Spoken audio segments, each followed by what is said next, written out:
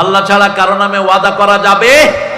মান আহলাফা বিগাইরিল্লাহি ফাকাদ আশরাক, যারা আল্লাহ ছাড়া কারো নামে কসম করে তারা শিরক করে।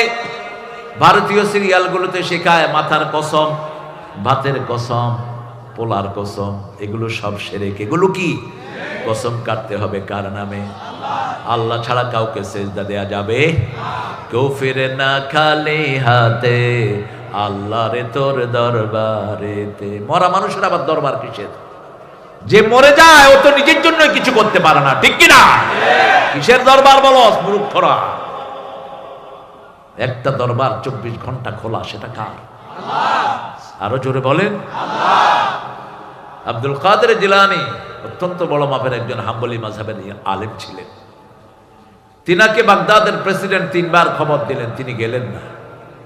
বাগদাদের প্রেসিডেন্ট বলল, হুজুর আপনাকে 3 বার খবর দিলাম, আপনি গেলেন না। কয়, ভাই আপনার চেয়ে বড় দরবারে আমি প্রত্যেকদিন 5 বার হাজিরা দেই, এত ছোট দরবারে গিয়ে আমি কি করব?